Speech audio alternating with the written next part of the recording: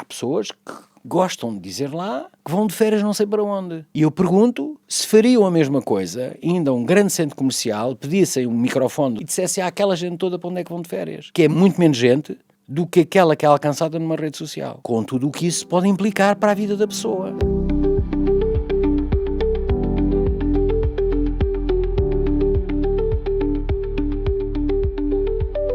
A tecnologia faz parte das nossas vidas, capaz de gerar várias emoções ou sentimentos. Há quem sinta medo, há quem fique desconfiado, há quem queira ser o primeiro a utilizar e há até quem não consiga desligar. O Tech Balance é um podcast da Fundação Altice e este episódio é dedicado ao impacto da tecnologia na transformação social e na geopolítica. A tecnologia entrou nas nossas vidas como um tsunami silencioso e, sem nos darmos conta, estamos todos ligados, temos todos uma identidade digital. A privacidade e a vulnerabilidade de alguns perfis continuam a ser um desafio, 2 décadas depois da massificação da tecnologia. Agora, com a inteligência artificial, o potencial transformador é exponencial. Está a sociedade pronta para esta nova realidade? Para nos ajudar a refletir sobre estes desafios, tenho comigo António Gameiro Marques, Diretor-Geral do Gabinete Nacional de Segurança em Portugal. Bem-vindo ao Tech Balance. Muito obrigado também pelo convite. É um prazer estar aqui. António, começando por esta transformação que nós estamos a assistir, quais são, na sua opinião, os maiores desafios e oportunidades que esta transformação tecnológica traz à nossa sociedade? Bom, as oportunidades são imensas, não é? Porque todos nós sentimos isso na nossa própria vida do dia-a-dia. A forma como interagimos com o setor público, como compramos serviços, como acedemos aos serviços. No fundo, as oportunidades também para as empresas são, parece-me, enormes, porque o alcance é muito maior, o mercado está no fim da internet e ela não tem fim, não é? Portanto, depende muito apenas ou exclusivamente da visão e da força da própria empresa. Para empresas que antigamente eram muito dependentes de capital humano, torna-se mais fácil fazerem coisas de forma mais rápida, prescindindo desse capital humano, com as consequências sociais que nós sabemos, mas depois os próprios empregos transformam-se, porque a tecnologia cria empregos. Todavia, uma coisa é certa, quando se muda a tecnologia, há 2 coisas que mudam inexoravelmente. Uma é os nossos hábitos. Eu costumo dizer que antigamente, quando nós acordávamos, ninguém tocava no smartphone, e se calhar a maior parte das pessoas hoje é a primeira coisa que fazem, quanto mais não seja para desligar o despertador, porque havia um despertador à avózinha, não é? Que fazia tic-tac, tic-tac, e agora foi substituído. Mas também altera o panorama de risco. E é aí que devemos ter consciência que quanto mais ligados nós estamos, maior é a superfície de risco. Eu costumo dar a fazer a seguinte comparação. Uma propriedade grande que tenha só um portão de entrada principal é muito mais fácil de salvaguardar do que uma propriedade que tem vários portões, porque o investimento em segurar todos os portões ou todas as entradas de igual maneira é muito maior, se não impossível. Isso compreende-se. Para além disso, portanto, cada um de nós está ligado, se calhar, com o smartphone, com o smartwatch, com o seu computador, em casa terá dispositivos eletrónicos ligados também, e, portanto, todas essas portas aumentam o risco e, portanto, nós temos de ter consciência disso. Ao mesmo tempo, portanto, do nosso lado, do lado das pessoas que acordam todos os dias para fazer o mal, que é as forças do mal, também são muito mais sofisticados. E, inclusive, há empresas na Dark Web que vendem serviços dessa natureza, não é? O Ransomware as a Service, que quem quiser fazer mal, encomenda um serviço, paga o serviço, e os frutos dessa ação perniciosa, que é um crime, são depois repartidos de acordo com um contrato que foi estabelecido. Portanto, já estamos nesta sofisticação. O terceira dimensão que importa acautelar no contexto da sua pergunta é o nosso nível de literacia de uma forma global, que na nossa sociedade em Portugal, e nós medimos isso com o relatório do Observatório Sociedade, que já vai na 5ª edição e está disponível a todos que queiram fazer o download, nós temos melhorado, mesmo nos índices europeus temos melhorado significativamente, já estamos acima da média europeia, ainda assim estamos sempre em reação, porque veja, a tecnologia surge e nós depois vamos atrás para fazer a diminuição do gap, não é? Entre aquilo que é preciso saber para a utilizar corretamente e a forma como a estamos efetivamente a conduzir. Portanto, estas 3 coisas combinadas, aumento da densidade digital, sofisticação dos atores maliciosos e a nossa iliteracia relativa, que está melhor, é um caldinho bastante interessante para, por vezes, nos vermos em dilemas e em situações que são o pão nosso de cada dia. Certo. E os mídias sociais nesse papel? Ou seja, como é que as pessoas hoje, na sua opinião, olham para aquilo que é a sua identidade digital e a exposição nos mídias sociais? Olha, esse assunto, confesso que me tem preocupado particularmente nos últimos anos, não só por aquilo que leio, como também por aquilo que sinto. Eu fui despertado para isso quando vi com atenção um documentário na Netflix, o Social Dilemma, que aliás nós vimos em plena pandemia, em princípios de setembro de 2020, se não estou em erro, numa sessão que foi quase obrigatória na casa para pedagogia. E na verdade, verificou-se que todos esses meios que nos oferecem entre aspas, não é? Porque não há almoços grátis, para nós contactarmos com pessoas que já não víamos há muito tempo, para acedermos à informação e para dizermos coisas sobre nós próprios que não diríamos em situação física. Exemplo, há pessoas que gostam de dizer lá que vão de férias não sei para onde. E eu pergunto... E deixaram o portão aberto. Se fariam a mesma coisa, ainda a um grande centro comercial, pedissem um microfone do centro comercial e dissessem àquela gente toda para onde é que vão de férias. Que é muito menos gente do que aquela que é alcançada numa rede social. Com tudo o que isso pode implicar para a vida da pessoa. Não é? Porque dizem a quem pode ouvir e a quem não devia ouvir. Da mesma maneira que acontece com crianças que dizem onde estão, quem quer fazer mal consegue identificar padrões de comportamento e sabe por isso onde é que pode encontrar a criança para lhe fazer mal. Isto é uma realidade, e quanto mais nós falarmos sobre isso, melhor é para as pessoas, porque quanto mais as pessoas tiverem conhecimento sobre as coisas boas, mas também sobre as coisas menos boas, melhor para elas.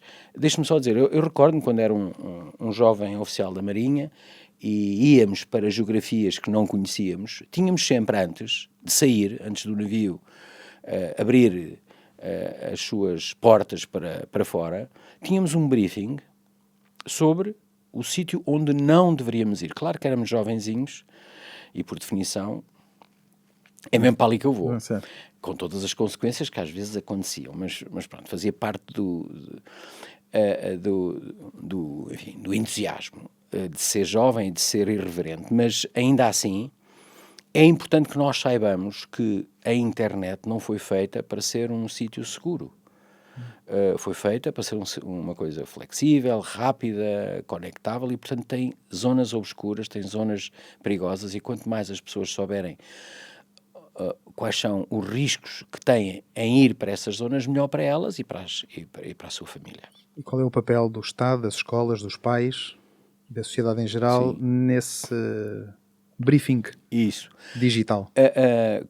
Enfim, a nossa organização não só tem um departamento exclusivamente dedicado a isso, à capacitação, como nós à capacitação da sociedade, temos cursos online que têm vindo a ser reformulados ao longo do tempo, mas também lançámos um programa nacional, ao nível nacional, com 28 universidades e politécnicos do nosso país para formar profissionais nessa área. Interagimos muito, de forma muito forte com a Direção-Geral de Educação, precisamente para tentar introduzir nos programas das escolas, não na informática, ou não só na informática, mas também na dimensão de cidadania, esses comportamentos. O Centro de Internet Segura, que aliás a Fundação Altice foi associada até há pouco tempo, visa precisamente transmitir com linguagem simples e adaptada aos níveis etários a que se destina determinadas mensagens em livro, em vídeos, nos diversos canais que são colocados ao nosso dispor sobre comportamentos saudáveis na internet. Uma coisa é certa, não pode ser um discurso igual para qualquer pessoa, não pode. Tem que ser adaptado às pessoas. Temos campanhas para as pessoas que já estão na reforma, para jovens, vamos às escolas com os nossos associados do Centro de Internet Segura, com a APAV, por exemplo, temos muita preocupação com o discurso de ódio, com o bullying online, e portanto essa dimensão é uma dimensão que olhamos com muito entusiasmo, mas com muita energia também, porque é de pequenino que se torce o pepino. Muito bem. Numa conferência em que participou recentemente, mostrou preocupação com o impacto da inteligência artificial que está a ter na sociedade e na democracia. E mostrou-se particularmente alarmado com a utilização do TikTok, que disse ter um propósito estratégico de quem o lançou. De que forma é que o TikTok e as plataformas semelhantes podem estar a afetar as democracias? Certo. Deixe-me ir à primeira parte da sua questão. Há pelo menos 4 relatórios que são publicados todos os anos. Há um em que eu vou sempre, que é para ter termo de comparação equivalente, que publica todos os anos o conjunto de países como é que está a saúde da democracia no mundo, mas com números. E uma das coisas que esse relatório escreveu e demonstrou é que há 18 anos seguidos o número de países que está em democracia está a diminuir no nosso mundo. O que é que isto tem a ver com tecnologia? Tem a ver com tecnologia, e o próprio relatório afirma isso, em particular a tecnologia, as tecnologias associadas à inteligência artificial. Porquê? Porque os governos demagógicos usam esses meios, que são de muito fácil acesso, para lançar campanhas de desinformação, para hostilizarem pessoas em relação ao voto, de maneira a levarem a carta à Garcia deles, ou a carta deles à Garcia. Isto está dito no relatório de uma forma muito mais sofisticada daquela que eu consegui dizer aqui, mas a ideia é esta. E este relatório não é o único a dizer isto. E nós, que vivemos numa democracia há 50 anos e uns meses, acho que devemos falar abertamente sobre estes assuntos.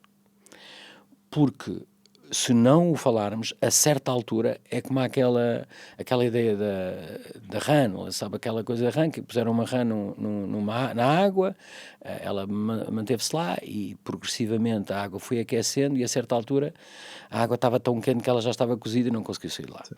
Enfim, a analogia acho que se compreende facilmente, não é? Porque nós não sentimos isto. Nós não sentimos. E se ninguém despertar isto, se ninguém falar sobre isto, a certa altura parece que é normal. E não pode ser normal. Há 18 anos seguidos, no nosso mundo, estar a diminuir o número de países que vivem em democracia. Só 38% dos habitantes do mundo vivem em democracia. 38%. E eu, quando vi este número, pensava que era a maioria. Não é. E isto acho que nos deve fazer refletir e nós temos de ter consciência que há tecnologia que é colocada ao nosso dispor for free, Não há almoços grátis, já não há sabemos almoços disso. grátis e, portanto, tem objetivos escondidos que, se não forem identificados, podem fazer mal. E depois os Estados têm uma de três atitudes possível. Ou uma de três atitudes possíveis. Que é, ou proíbem, mas o fruto proibido é o mais apetecido. Certo? E há sempre forma de contornar. Há sempre forma de contornar. Ou não dizem nada, ou não proíbem, mas informam. Colocando no cidadão a responsabilidade de usar bem ou não usar bem. Ainda assim, eu defendo que, em algumas áreas do Estado ou mesmo do setor privado, mas o setor privado é que define como é que é, essas ferramentas não deviam ser utilizadas. Eu posso dizer que, na nossa doutrina nacional, em zonas onde se trata de informação sensível ou classificada, há determinados dispositivos que não entram nessas salas. Agora, isso é uma coisinha muito pequenina, não é? Comparada com toda a realidade do nosso país. Como sabe, essa aplicação foi proibida na Comissão Europeia. Nos dispositivos dos colaboradores da União Europeia. Exatamente. Qual é a motivação ou qual é a sua explicação? A motivação é porque eles encontraram evidências que sustentavam essa proibição. E essa também é a preocupação do António? É. Muito bem. É. Mas eu apenas não faço mais nada do que alertar e na minha jurisdição defino as regras. Fora da minha jurisdição... Quando fala do propósito estratégico de quem lançou o TikTok, falamos de quem? Falamos do governo chinês? Sim. Da ByteDance, que é a empresa que detém o TikTok? A ByteDance certamente que não tem explicitamente esses propósitos. Terá outros comerciais, certo. É uma empresa, não é? Agora, mas acha que há uma ligação forte entre o governo chinês e o TikTok? Isso está na legislação, certo. da República Popular da China, não é? Quer dizer, portanto, não é novidade nenhuma. Não só se aplica à ByteDance, como se aplica a todas as outras, não é? Com o outreach que tem as empresas dessa natureza. Saímos do Oriente para o Ocidente agora. Elon Musk comprou o Twitter em outubro de 2022, afirmou que o objetivo desta compra tinha o objetivo de restaurar a democracia nos Estados Unidos e tornar o Twitter, agora X, numa plataforma de liberdade de expressão para todo o mundo, que considera um imperativo para uma democracia funcional. Mais do que isso, acusou também os mídias tradicionais de estarem alinhados e coordenados para fazerem propaganda. O que é que acha destes propósitos do Elon Musk e dessas afirmações do Elon Musk e do Twitter, agora X? O Sr. Elon Musk é um inovador extraordinário, mas é um empresário. E, enfim, quando eu vejo essa rede social a banir uma pessoa, que independentemente de ser quem é, no fundo, usar uma prerrogativa de o banir, essa pessoa que foi o Donald Trump, não é? Donald Trump, sim. Dessa rede social. Antes da compra do Elon Musk. Sim, ok. Só para situar. Sim, foi antes da compra, mas veja o perigo em que estamos. Uma empresa cujo conselho de administração digamos assim, o grupo editorial, nós não conhecemos, não foram eleitos por ninguém, não sabemos o que é que vai na cabeça deles, eles decidem fazer uma coisa dessas, que é censura. Imagine que censuravam e que diziam o secretário-geral das Nações Unidas, também não... Mas quem são eles para fazer isso? E há, aliás, um artigo muito interessante que foi publicado talvez em 22, 21, no Expresso, que fala precisamente das oligarquias tecnocratas das empresas, sejam elas do Ocidente ou do Oriente, Certo. que decidem coisas sobre a nossa vida, mas não foram a sufrágio universal. A pergunta é, eu próprio me pergunto, se calhar estás a ser utópico, estás numa realidade completamente diferente do século XX, não é?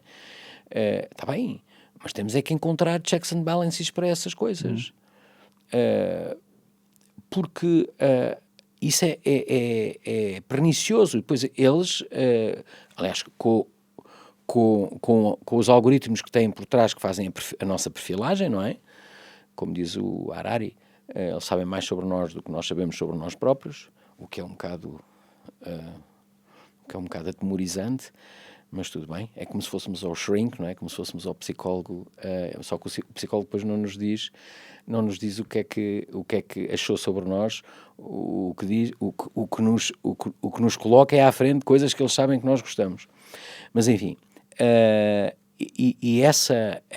tudo isso, sobretudo quando as pessoas, e há muitas na nossa sociedade, não é só na sociedade portuguesa, na nossa sociedade, que só consomem informação por essa via.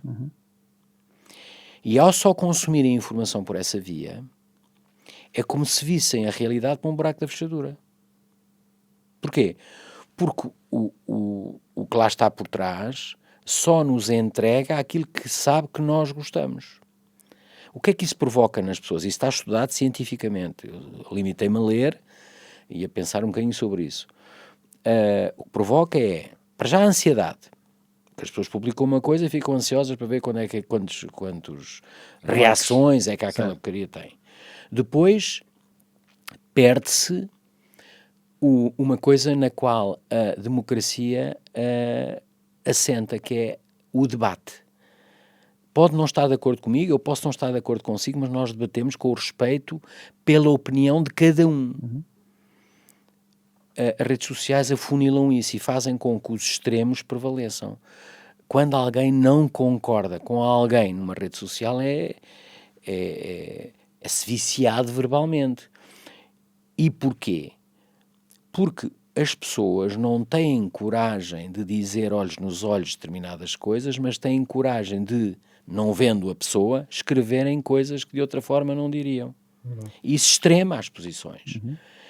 E se acham que a nossa sociedade não está extremada, é porque andam um bocadinho distraídos.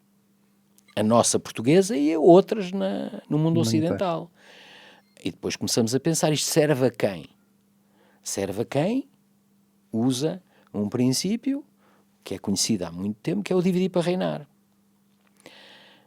Se calhar quem nos estará a ouvir dizer, aquele indivíduo está...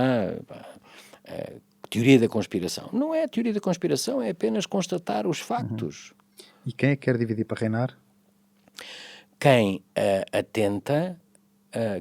a quem o nosso modelo de sociedade, que é minoritário no mundo e que, se nada se fizer em contrário, vai tender para a exiguidade, a quem o nosso modelo de sociedade não serve os propósitos dessas pessoas, sejam elas quem forem, mas estou a falar, obviamente, de governos de modelo autocrático. Okay.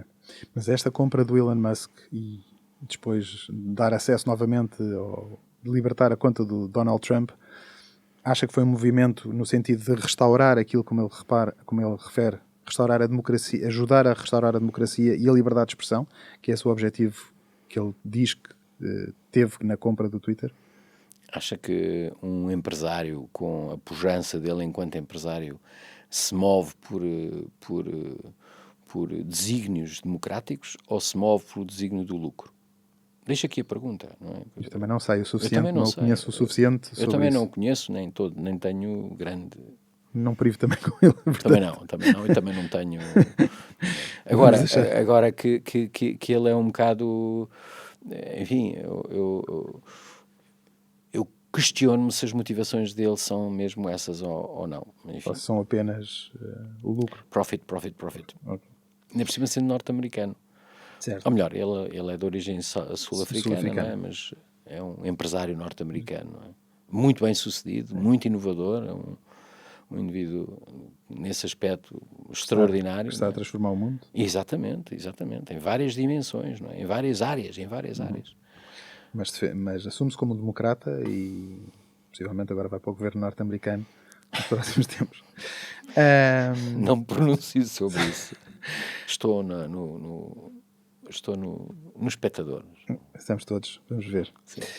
As empresas tecnológicas, como referiu há pouco, ou seja, têm cada vez mais informação sobre nós, dados biométricos, etc. Tem partes negativas, como tentou sublinhar há pouco, mas também tem outras razoavelmente positivas. Um Apple Watch pode alertá-lo que podemos estar próximos de ter um ataque cardíaco e, com isso, salvar-nos a vida. Como é que olha para esta partilha de informação entre as empresas tecnológicas e o utilizador? E até onde é que os Estados ou os governos podem invadir esta privacidade em nome de uma segurança nacional? Sim. A resposta à sua pergunta eu decompô-la-ia em várias dimensões. A primeira é que temos de ter consciência que a União Europeia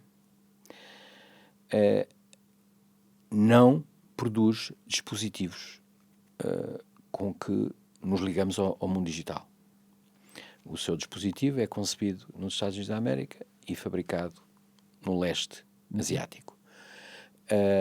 E a maior parte daqueles que nós usamos. Se calhar estas câmaras a mesma coisa.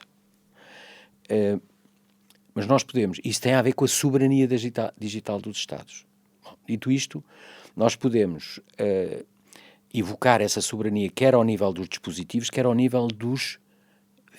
não é dos fins, é da maneira como os utilizamos. E aí a Europa está a desenvolver aplicações que usam isso. Agora, há um aspecto aqui que é importante nós termos a noção, que é tudo o que perguntou são dados e informação. Já agora a diferença entre informação e dados é que a informação são dados num contexto. Agarram uns dados, não significam nada. E metem-nos num determinado contexto, pode ser uma receita médica, pode ser uma fatura, e já sabem que aquilo corresponde a um ato médico ou uma transação de serviço e transforma-se em informação. Se transforma em conhecimento ou não, já é outra coisa. Agora, os dados que são coligidos por essas empresas através desses dispositivos, temos que nos perguntar onde é que eles estão. Na cloud. Está bem, estão na cloud. Mas a cloud, eu costumo dizer, digital clouds don't fly in the sky. Certo. Não há nuvens digitais no céu. Essas são as outras, as verdadeiras. As digitais são consubstanciadas em data centers. Claro. Onde é que elas estão? Solo europeu, ou solo norte-americano, ou solo chinês, whatever. Certo. Aí é a primeira pergunta que tem que ser respondida. Pelo menos que eu acho que um cidadão europeu tem direito a saber. E como sabe, há tecnológicas globais que têm data centers na Europa. E os clientes têm a opção de dizer que os seus dados estão na Europa. No entanto, like-minded countries, como os Estados Unidos da América, têm o Patriot Act, que foi promulgado após os ataques do 11 de setembro de 2001, e nenhum presidente do governo dos Estados Unidos federal do governo dos Estados Unidos da América o revogou. Ele continua válido. E isso significa que, em determinados casos, o governo federal pode exigir que esses dados, que são coligidos por empresas norte-americanas, possam ser... Em qualquer sítio do mundo? Subentende? Aí eu subentendo, todavia já há casos onde isso não foi conseguido. Não foi conseguido. E depois entra o Regulamento Geral de Proteção de Dados, que é uma norma europeia. E em solo europeu têm que vigorar as normas europeias. Mas as empresas não são europeias. Temos pena. Não, a sério, temos pena. Sim. Quer dizer, eu quando recebo pessoas em minha casa, ou vou à casa de um amigo, não são as minhas regras, que há uma base de boa convivência, mas não são as minhas regras que imperam. Se eu sou convidado, eu tenho que me orientar pelas regras. Se eu entro numa casa de um amigo nórdico e eles têm o hábito, como sabem, de descalçar à entrada, não vou entrar lá com os sapatos, descalço-me, não é? É uma analogia um bocadinho estranha, mas, mas para perceberem. Portanto, e tem havido muita polémica ao nível da União Europeia, porque a União Europeia tem uma iniciativa que é a certificação de cibersegurança dos dispositivos ou serviços conectáveis à internet. Basicamente, a ideia é muito simples de explicar, é a mesma coisa do que acontece para muitos dos equipamentos que temos em casa, que têm uma etiqueta quanto à uma avaliação energética, não é? A, B, C e por aí fora. Os pneus a mesma coisa, os carros a mesma coisa. Ora, vai haver uma coisa parecida com 3 níveis para dispositivos conectáveis à internet.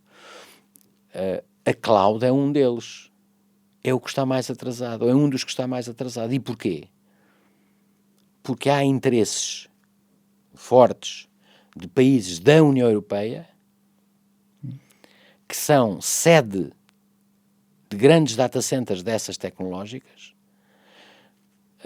em condescender às normas que outros países da União Europeia querem impor. Por exemplo, para aplicações que nós chamamos de soberania, defesa, negócios estrangeiros, assuntos internos, administração interna e justiça, e órgãos de soberania, há países que defendem que os data centers devem cumprir um conjunto de requisitos que os blinde contra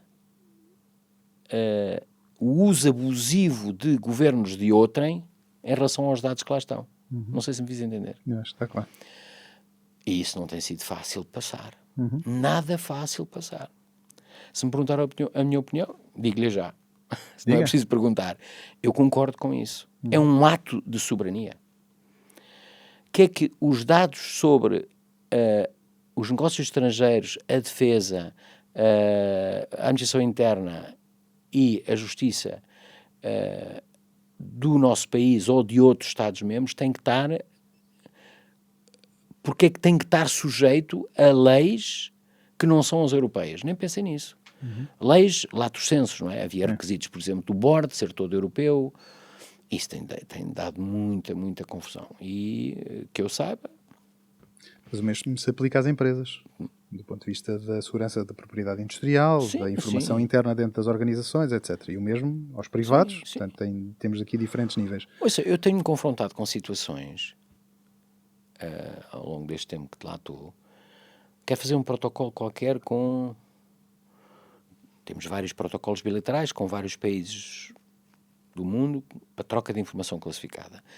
E aquele protocolo é amplamente negociado sob a égide de quem? Do nosso Ministério dos Negócios Estrangeiros e do Ministério dos Negócios Estrangeiros do outro Estado.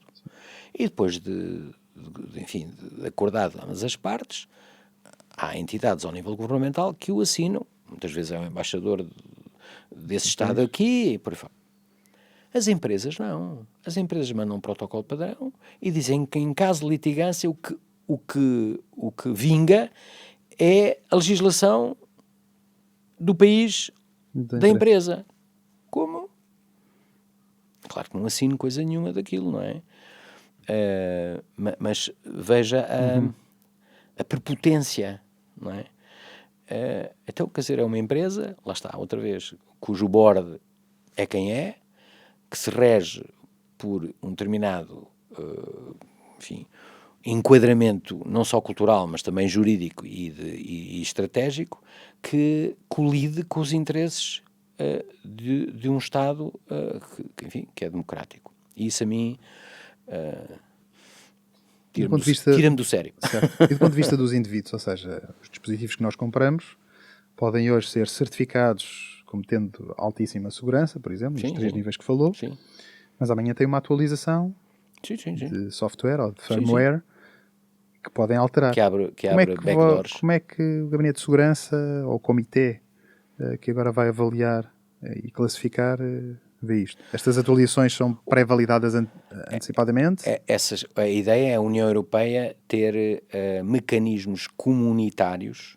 Quando digo comunitários pode ser um laboratório de um Estado-membro que valida aquele software ou aquela atualização e ela é digamos assim, replicável por todos os outros Estados-membros.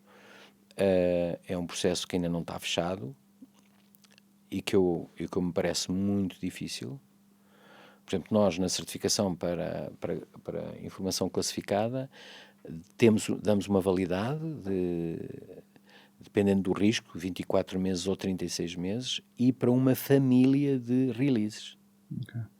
Quando a release sobe mais do que um determinado número, aliás, no próprio certificado, vocês podem ir ao site do Gabinete Nacional de Segurança, não do Centro, mas do GNS, estão lá os certificados e no verso do certificado está lá a dizer a que versões daquele produto é que aquela certificação se aplica, porque foi aquelas versões que foram testadas em laboratório. Okay. E, portanto, tem que haver uma rede de laboratórios na União Europeia, isso está previsto, para fazerem essa avaliação. Agora vai ser um trabalho hercúleo, não é? Uhum. Pois. Vão ter ajuda da inteligência artificial, espero. Esperemos que sim, que é para ser mais rápido. E agora, com esta democratização da inteligência artificial, o que é que muda com tudo isto? Olha, a democratização é boa se acompanhada de formação. Daí o Bridge AI que há bocado falávamos. Falávamos em off. Em off, mas eu vou explicar o que é o Bridge AI. Vão ver, acedam ao site. No fundo é um projeto que eu tive conhecimento dele há relativamente pouco tempo, mas fiquei bastante entusiasmado porque visa precisamente fazer essa ponte entre essa tecnologia e o cidadão português. No sentido de não só desmistificar, ajudar a entender a complexidade regulatória que o EU AI Act introduz, explicar a dimensão ética, explicar a dimensão de investimento, de oportunidades. E o grupo é muito multidisciplinar, precisamente para tocar todos estes pontos. E, portanto, eu acho muito bem que se haja uma democratização, enfim, no sentido figurado, obviamente, da tecnologia, porque senão criamos, fazemos clivagem na sociedade, aqueles que usam e aqueles que não usam. Aliás, nós próprios temos sempre a opção de não usar algumas coisas, não é? Agora, esse tipo de tecnologia vai ser utilizado por todas as pessoas, mesmo sem nos darmos conta disso, não é? Uhum. Agora é preciso sabermos e sermos informados com linguagem simples, sem grande jargão técnico, preferencialmente completamente despida de qualquer jargão técnico, para as pessoas perceberem o que é que podem usufruir para as suas vidas enquanto profissionais e enquanto cidadãos daquela tecnologia. E se isso for feito, e eu acho que estão criadas as condições para que isso possa ser feito, vai ser bom para nós. É evidente que cada vez sempre pessoas que não querem saber nada disso. Sim. Mas é uma opção deles ou delas, não é? Mas que a informação está acessível? Está acessível e tem que ser divulgada, e tem que ser empurrada no sentido figurado do termo. Uhum.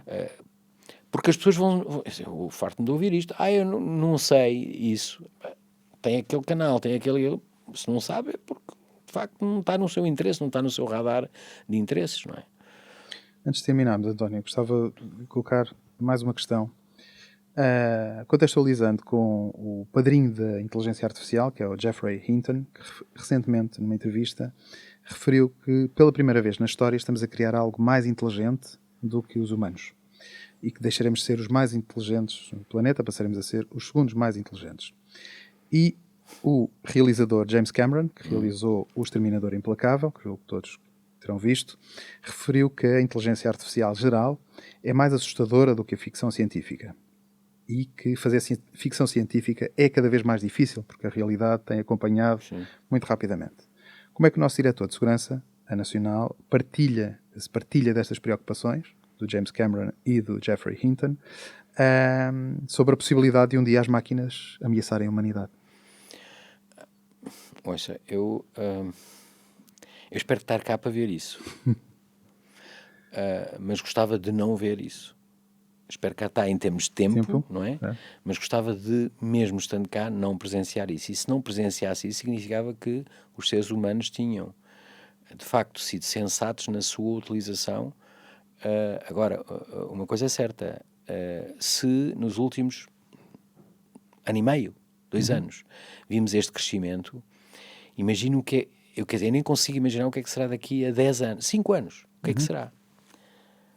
É por isso que, contrariamente a muitas pessoas que se calhar nos estão a ouvir, a regulação é fundamental. Ainda ontem eu ouvia um senhor norte-americano que é professor em Harvard, ontem e hoje de manhã, hoje ele foi keynote, a dizer que é importante regular-se para, no fundo, balizar a utilização desses meios e ir-se libertando e adequando a regulação à medida que formos conhecendo melhor o que é que tudo aquilo pode fazer por nós. Hoje em dia já há aplicações de uma utilidade impressionante, não é? Na área médica, por exemplo, na própria área, na própria área da produtividade, olha, na área da cibersegurança, já conseguimos, com determinadas ferramentas, antecipar, portanto, diminuir muito mais o tempo entre a probabilidade de acontecer um ataque é alta e ele acontecer. Antigamente sentíamos em determinadas situações. Hoje já se consegue reduzir esse tempo ao mínimo possível e ativar os meios de mitigação em conformidade. Agora, como sempre, não é? Essa tecnologia é hoje usada por pessoas que querem produzir código para fazer, para criar ataques cibernéticos e por aí fora. Por isso tem que haver alguma regulação e, sobretudo, tem que haver mecanismos de fazer o enforcement dessa regulação. Como é que se regula em diferentes países, diferentes regimes, democráticos e autocráticos, diferentes geografias? Os autocráticos regulam por definição. Certo. Não é? Portanto, Mas não como digam é que os autocráticos não têm regulação porque... Esses, se calhar, são os mais regulados. Pois. Não é? E como é que se faz este balanço no mundo? Agora, isso é extremamente difícil de fazer. No entanto, aquilo que eu há bocado disse continua verídico. Se querem utilizar na União Europeia, as regras são da União Europeia. Claro que depois há pessoas que dizem que uma regulação excessiva limita o crescimento e por aí fora. Até pode ser verdade, mas a minha opinião é que muitas vezes essas pessoas usam esses argumentos para não fazerem nada. Certo. E o que é certo é que há iniciativas que acompanho com interesse até pessoal.